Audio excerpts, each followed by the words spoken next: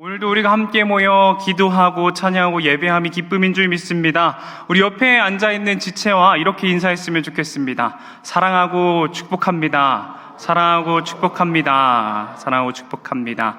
우리가 함께 모여 예배할 때 우리 가운데 하나님의 놀라운 은혜와 사랑이 넘쳐 흐르기를 간절히 소망합니다. 여러분은 중요한 것을 잊어버릴 때 어떻습니까? 제가 요새 정말 깜빡깜빡 많이 하는 것 같습니다. 일정을 잡고 또 깜빡할 때가 있고요. 무슨 일을 앞두고도 깜빡할 때가 있고요. 행사를 준비해야 하는데 깜빡할 때가 있고, 약속을 해놓고도 깜빡할 때가 있습니다. 그런데 그 일이 사소하고 개인적이며, 저 스스로 잡은 약속이면 괜찮은데, 만약 제가 7시에 일어나서 아침을 시작하기로 했는데 깜빡해서 8시 반까지 잠자리에서 못 일어났다. 괜찮습니다. 아무 문제 없죠. 근데 이제 문제가 되는 것은 사역에 있어서 깜빡할 때입니다. 신방을 깜빡해서 부랴부랴 준비하고 약속을 잡았어야 했는데 깜빡해서 다음으로 미뤄지고, 뭐든 그렇게 깜빡해서 중요한 것을 놓칠 때가 요즘 들어 많은 것 같습니다. 그런데 그 중요한 것들을 깜빡하면 어떻습니까? 그 자괴감이 얼마나 밀려오는지 모릅니다. 또 이랬구나. 또 그랬구나. 나는 이것밖에 안 되는구나 하는 그 자괴감이 많이 밀려오는 것 같습니다. 그래서 저는 스스로 그렇게 생각합니다. 하루가 시무룩해지고 마음이 어려워지기도 합니다. 특별히 그게 사역과 관련된 것이라면 더 그런 것 같습니다. 그 기회가 그 사람에게 마지막일지도 모르는데, 그 시간이 나에게 주어진 마지막 시간일지도 모르는데 후회가 밀려올 때도 있습니다. 사랑하는 수원화산교회 성도 여러분, 우리도 마찬가지이죠. 우리 모두 마찬가지일 겁니다. 중요한 것을 잊으면 자괴감이 듭니다. 마음이 어렵습니다. 그런데 자괴감과 마음을 잃는 것으로 끝나지 않는 것이 있습니다. 오늘 우리가 함께 우리에게 가장 중요한 것, 성도라면 잊으면 안 되는 것, 성도의 신앙에 가장 중요한 것을 함께 나누는 시간이 되기를 간절히 소망합니다. 오늘 말씀은 두 사람의 대화를 그리고 있습니다. 유명하죠? 잘 알고 있죠? 바로 니고데모라는 사람과 예수님의 대화를 그리고 있습니다. 3장 1절을 보면은 이 니고데모는 이렇게 설명됩니다. 바리새인 중 하나이며 유대인의 지도자다. 니고데모는 당시 가장 영향력 있는 기득권이라고 생각해 볼 수 있을 것 같습니다. 특별히 바리새인은 성경의 많은 구절 가운데에서 예수님을 적대시하는 것처럼 보여지는 존재들입니다. 그렇게 이 3장의 시작에서 기록하고 있는 이 바리새인이 예수님을 찾아왔다라는 이 요한복음의 말씀을 읽는 독자는 의아함을 느낍니다. 마태, 마가, 누가에서 바리새인은 예수님을 적대하는 사람이었는데 왜 요한복음의 시작에서는 바리새인이 예수님을 찾아오고 있는 것인가? 이 대화 속에서 무슨 말들이 이루어질지, 나누어질지, 어떤 일들이 일어나게 될지 독자들은 기대하게 되죠. 그 대화를 들어보면 그저 놀랍습니다. 이 바리새인의 질문이 맞나? 이게 바리새인이 할 만한 질문인가? 라고 생각이 들 정도로 이상한 질문들이 오고 가거든요. 니고데모가 오자마자 한 고백은 이것입니다. 함께 2절 말씀을 읽어보도록 하겠습니다. 요한복음 3장 2절 말씀입니다. 함께 읽겠습니다. 그가 밤에 예수께 와서 이르되 랍비여, 우리가 당신은 하나님께로 오신 선생인 줄 아나이다. 하나님이 함께 하시지 아니하시면 당신이 행하시는 이 표적을 아무도 할 수 없음이니이다. 아멘. 당시의 기득권이었고요, 종교의 지도자 중 한 사람이었습니다. 유대인의 지도자 중 한 사람이었던 이 니고데모는 예수님을 찾아와서 이렇게 말을 합니다. 당신은 하나님께로 온 선생인 줄 압니다. 왜 그렇게 고백할까요? 그 이유에 대해서는 뒤에 나오죠. 뒷부분에 나오죠. 하나님이 함께 하시지 않는다면 당신이 행하신 표적을 아무도 이룰 수 없을 것이기 때문입니다. 이 말을 시작으로 이 대화가 시작이 됩니다. 대화를 계속해서 살펴본다면 예수님은 니고데모를 향해 이렇게 말합니다. 진실로 진실로 내게 이르노니 사람이 거듭나지 아니하면 하나님의 나라를 볼 수 없느니라. 거듭난다.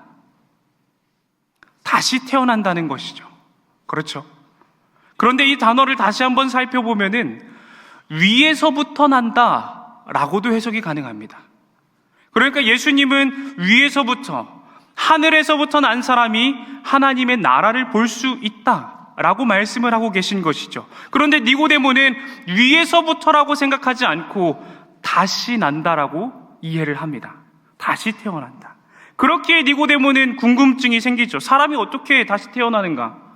사람이 어떻게 다시 태어날 수 있는가? 그 질문에 대해서 예수님은 이렇게 답하십니다. 사람이 물과 성령으로 나지 아니하면 하나님의 나라에 들어갈 수 없느니라. 육으로 난 것은 육이요 영으로 난 것은 영이니 내가 거듭나야 하겠다 하는 말을 놀랍게 여기지 말라라고 말씀하십니다. 니고데모는 이해할 수 없는 대화가 계속해서 이어지죠. 예수님의 그 대답들이 니고데모가 이해하기는 쉽지가 않을 것입니다. 그런데 이 대화가 여러분은 이해가 되십니까? 잘 안 되죠. 잘 안 됩니다. 그래서 오늘 이 대화에 대해서 조금 더 자세히 바라보며 나아가도록 하겠습니다. 우리는 무엇을 믿고 살아갑니까? 여러분은 무엇을 믿고 살아갑니까? 우리가 매주 모여 예배하는 이유가 무엇입니까? 무슨 일을 할 때 아마 가장 처음 하는 게 제일 중요한 걸 겁니다. 어쩌면 그 시작이 그 일의 중심이라고 생각해도 무방할 겁니다. 예를 들어서 우리가 만화책을 읽는다고 생각을 해보겠습니다. 쉽게 생각해서 여러분이 원피스라는 만화책을 읽는다고 생각을 해봅시다. 그 만화의 1화에서 무슨 내용이 나오는지 아십니까? 원피스 1화 기억하시는 분 계신가요? 원피스를 안 보시나요? 주인공이 등장해서 이렇게 말을 합니다. 나는 해적왕이 될 거야. 이렇게 말을 합니다. 네, 그 원피스라는 만화는 한 남자가 해적왕이 되는 이야기를 그리는 거예요.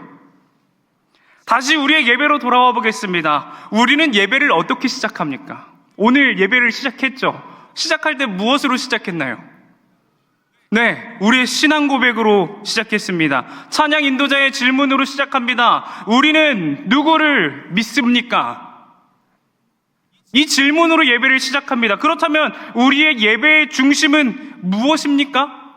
우리의 예배로 시작하는 우리의 삶의 중심은 무엇입니까? 바로 믿음입니다. 믿음이에요. 믿는다는 것은 중요하죠.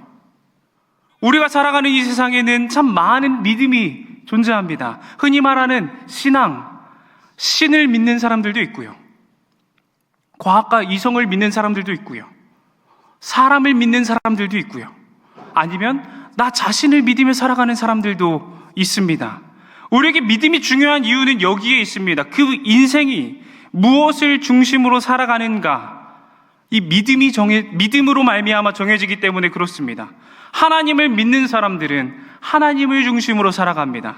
과학을 믿는 사람들은 과학을 중심으로 살아갑니다. 사람을 믿는 사람들은 그 믿는 사람을 중심으로 살아갑니다. 그리고 자기 스스로를 믿는 사람들은 나를 중심으로 살아갑니다. 특별히 이런 믿음은 어려운 때를 만났을 때 혹은 어려운 질문을 만났을 때 더 심화됩니다. 하나님을 믿는 사람들은 어려운 때를 만났을 때 하나님 앞에 기도할 것입니다. 과학을 믿는 사람들은 어려운 때를 만났을 때 더 많은 실험과 연구를 통해 문제를 이겨내려 할 것입니다. 사람을 믿는 사람들은 어떤 어려움을 만났을 때 그 사람이 무엇이라 말했는지, 무슨 행동을 보여줄지 기대할 겁니다. 나 스스로를 믿는 사람들은 어려움을 만났을 때 내가 할 행동에 집중하게 되겠죠. 함께 나와 예배하는 우리는 이 예배를 시작할 때 이미 우리의 믿음을 고백했습니다. 이 중에 예배를 시작하면서 나는 전능하신 과학자님을 믿습니다라고 고백하신 분은 없잖아요. 우리는 모두 다 나는 전능하신 하나님을 믿습니다라고 고백하며 예배를 시작했습니다. 전능하시며 하늘과 땅을 만드신 하나님 아버지를 내가 믿습니다. 제가 믿습니다. 또한 그분의 아들을 믿습니다. 라고 예배를 시작했어요. 우리가 그러면 이런 질문을 할 수 있죠. 그렇다면 내가 믿는 하나님, 그 예수님은 어떤 분이신가? 예수님은 누구십니까? 익숙하죠, 여러분에게는. 익숙합니다. 예수님은 누구신가? 오늘 본문 속에서 찾아봅시다. 오늘 본문과 본문 앞에서 니고데모의 고백 속에서 예수님에 대한 정보를 찾을 수가 있습니다. 예수님은 그 당시 사람들에게 랍비라 칭함을 받았습니다. 그리고 하나님의 사람이라는 표현이 사용되기도 했습니다. 당시 사람들이 그렇게 말했다면은, 당시 사람들이 예수님에 대해서 랍비 혹은 하나님의 사람, 선생님이라고 말을 했다면은, 이 성경은 뭐라고 표현을 할까요? 성경은 뭐라고 말을 할까요? 요한복음 1장 1절부터 18절은 예수님에 대해서 이렇게 고백을 합니다. 태초에 말씀이 계셨고 그 말씀은 하나님이었다. 만물이 창조될 때에도 그는 하나님과 함께 있었고 그 안에 생명이 빛이 있어 사람들을 향해 비추었는데 사람들은 그 생명을 깨닫지 못했다. 세상은 그를 알지 못하였지만 그 말씀을 영접하는 자 그리고 그 이름을 믿는 자들에게는 하나님의 자녀가 되는 권세를 주셨다. 이는 혈통으로나 육적으로나 사람의 뜻으로 하지 아니하고 하나님께로부터 난 자들이다. 그 말씀이 육신이 되어 우리 가운데 거하심에 그가 바로 예수 그리스도이다. 이렇게 소개합니다. 이 요한복음 1장의 고백 중 방금 우리가 나눈 내용들이 있습니다. 거듭난다, 위로부터 난다에 대한 이야기입니다. 그들은 하나님께로부터 난 자들입니다. 이 표현을 통해 우리는 성도가 누구인지, 3장에서 말하는 하나님 나라에 들어갈 사람이 누구인지, 그리고 성령으로 난 사람이 누구인지 조금 알 것 같기도 합니다. 근데 여전히 아리송하죠. 계속해서 천천히 다가가 보도록 하겠습니다. 예수 그리스도에 대해서 조금 더 깨달을 수 있는데, 이 예수는 하나님입니다. 하나님과 함께 계셨고 말씀으로 창조의 사역에 동참하셨던 분이십니다. 그런 분께서 육신을 입고 오셨다는 것입니다. 그리고 그 육신을 입고 온 하나님, 즉 예수를 믿는다면 하나님의 자녀가 되는 권세를 주신다고 하십니다. 다시 한번 정리를 해보겠습니다. 우리가 믿음을 고백하는 예수 그리스도는 어떤 분이십니까? 태초에 말씀이셨고 창조의 사역에도 동참하셨으며 하나님이십니다. 그와 동시에 육신을 입고 이 땅에 오신 분이시죠. 예수님이 어떤 분이라고요? 하나님이라고요. 그렇다면 예수 그리스도가 하나님이신데 그분이 무슨 일을 하셨을까요? 그분이 무슨 일을 했기에 우리가 그분을 믿어야 한다고 말을 할까요? 그건 우리가 3장의 말씀, 오늘 본문으로 다시 돌아와서 살펴볼 수 있습니다. 14절 말씀을 함께 읽어보도록 하겠습니다. 함께 읽겠습니다. 모세가 아멘. 모세가 광야에서 뱀을 들었다고 합니다. 어떤 뱀을 들었는지 여러분 아시나요? 잘 아실 겁니다. 그런데 혹시나 모르는 분들을 위해서 잠깐 이야기를 나눠보도록 하겠습니다. 이 사건은 광야에서 있었던 일입니다. 애굽을 떠나 가나안 땅으로 향하던 이스라엘 백성들에게는 불평과 불만이 많았어요. 불평과 불만이 정말 많았어요. 물이 없다, 먹을 고기가 없다, 덥다, 춥다. 광야를 걷다 보면은 당연히 다가올 일들에 대해서 불평과 불만을 쏟아냈습니다. 그런데 그들이 그렇게 불평과 불만을 쏟아낼 때에 꼭 하는 말이 있었습니다. 어찌하여 우리를 애굽에서 인도해내어 이 광야에서 죽게 하느냐? 여느 때와 같이 이 출애굽한 백성들은 하나님에 대한 불평과 불만으로 일관했습니다. 광야의 가나안 땅으로 들어가는데 이 땅을 지나가야 하는데 그 땅의 주인이었던 에돔 족속이 길을 비켜주지 않습니다. 똑똑하게 말합니다. 괜히 애굽에서 끌고 나와가지고 우리를 죽게 합니까? 그 모습을 보고 하나님께서 불뱀을 보내십니다. 그들을 물게 하십니다. 그들에게 고통을 주십니다. 그때 그들이 마음을 돌이켜 모세를 찾아가 이렇게 말합니다. 우리가 여호와와 당신을 향하여 원망함으로 범죄하였사오니 여호와께 기도하여 이 뱀들을 우리에게 떠나게 하소서. 하나님은 그 불뱀의 해결책으로 장대와 놋으로 만든 뱀을 만들어 놋뱀을 높게 보이게 하고 그것을 보는 사람마다 살리라 라고 약속을 해주십니다. 예수님이 말씀하시는 놋뱀은 여기 이스라엘 백성들의 조상들의 이야기 속에 나오는 이 놋뱀을 의미합니다. 이 놋뱀은 이스라엘 백성들에게 생명의 상징이고 구원의 상징이기도 합니다. 특별히 놋뱀 사건은 이스라엘 백성을 위해 하나님이 육체적 죽음으로부터 구원을 제공했던 사건입니다. 예수님은 자신의 죽음에 대해서, 십자가의 죽음에 대해서 말씀하시며 모든 사람들을 영원한 죽음으로부터 구원을 제공하실 것임을, 즉 예수 그리스도를 믿는 자마다 영생을 얻게 하실 것임을 말씀하시는 것입니다. 그리고 이 말은 앞에 1장에서 나타났던 어둠 속에 사는 사람들을 향해 빛을 비추는 것이고, 이 놋뱀이 사람들이 보든 안 보든 높이 들려 있었던 것처럼 그들이 어둠 가운데 있는 이 어둠 가운데 살아가는 이 사람들이 빛을 바라보든 안 바라보든 그들을 향해 생명을 빛을 비추는 일을 의미하기도 합니다. 예수님은 그렇게 행하십니다. 구원받을 사람들을 기다리고 있으십니다. 장대 높이 들린 놋뱀과 같이 십자가의 사랑을 비추시며 세상을 향해 잠잠히 기다리고 있으십니다. 놋뱀을 본 사람들은 구원을 얻습니다. 불뱀에 물렸던 사람이든지 그렇지 않은 사람이든지 이 놋뱀을 본다면 불뱀으로부터 목숨을 구할 수 있었습니다. 그렇다면 잠잠히 그 십자가의 사랑을 비추고 계신 예수 그리스도를 믿게 된다면 어떻게 됩니까? 함께 요한복음 3장 16절 말씀을 읽어보도록 하겠습니다. 함께 읽겠습니다.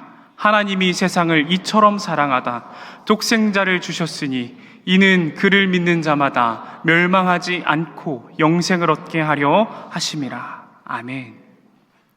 놋뱀을 바라보면 목숨을 구할 수 있었듯 예수 그리스도를 바라보면 구원을 얻는다는 것입니다.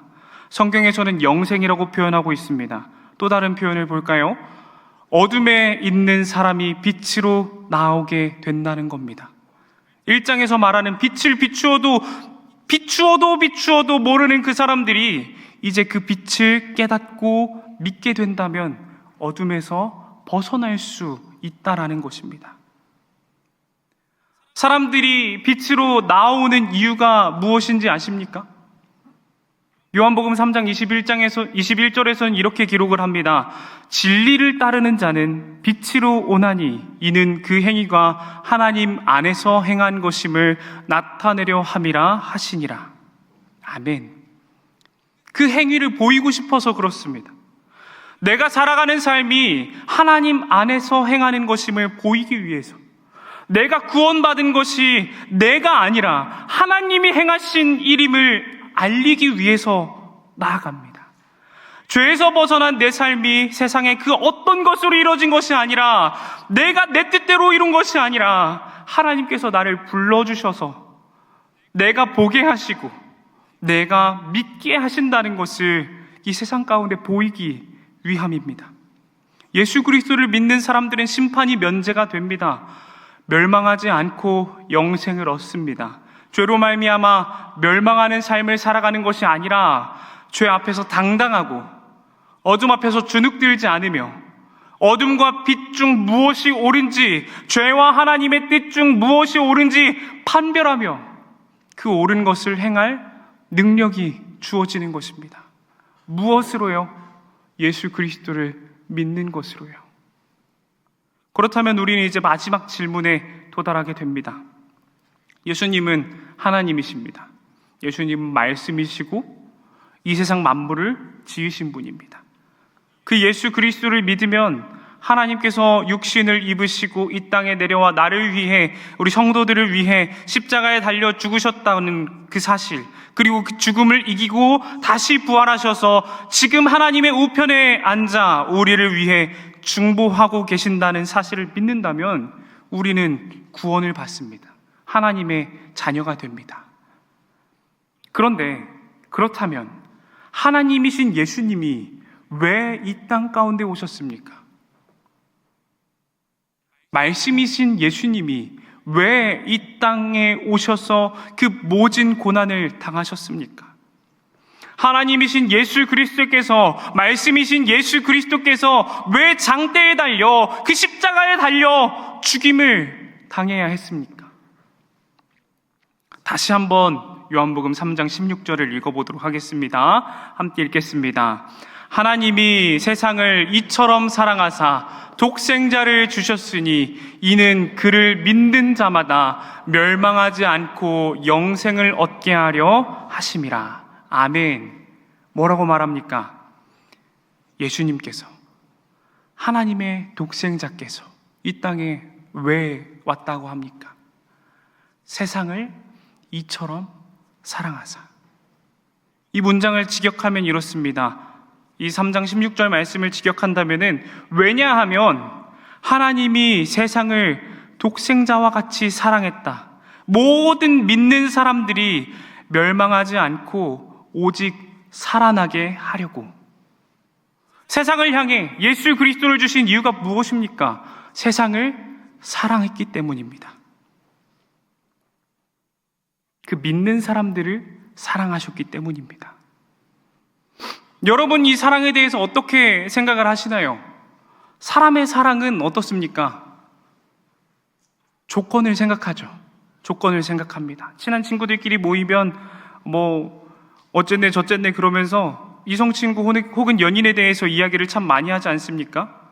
나이가 어리든 많든 똑같은 것 같습니다. 그냥 아무 생각 없이, 별 생각 없이 이렇게 물어볼 때가 있습니다. 너는 왜 만나? 물어봅니다. 그러면 다양한 대답이 나오죠. 예뻐서 만나, 돈이 많아서 만나, 성격이 착해서 만나, 나한테 잘해줘서 만나. 사람의 사랑은 이처럼 조건이 붙는 사랑입니다. 그런데 하나님의 사랑에는 조건이 없다라는 거예요. 오늘 본문을 보십시오. 어디에 조건이 있습니까? 그냥 사랑하기에 독생자를 보내신 것입니다. 우리가 이런 사랑을 이해하기란 쉽지 않죠. 조건 없는 사랑. 해보신 적이 있으신가요? 제가 참 좋아하는 찬양이 있습니다. 검으나 아름답다라는 찬양입니다. 그 찬양의 시작은 이렇습니다. 너의 모습 그대로 사랑해 라고 시작합니다. 사랑이란 조건이 없는 것입니다. 그저 그대로 사랑하는 것입니다. 이런 조건 없는 사랑을 우리는 이 찬양의 시작이 되는 성경 말씀에서 찾아볼 수 있어요.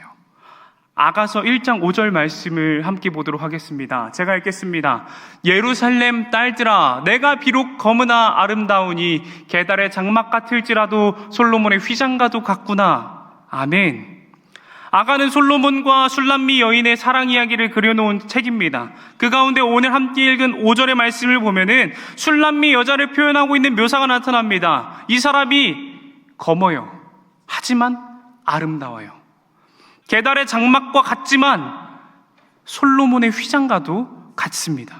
여기서 검다는 말은 피부색이 검다는 말을 의미하는데요, 이게 흑인이라는 말이 아닙니다.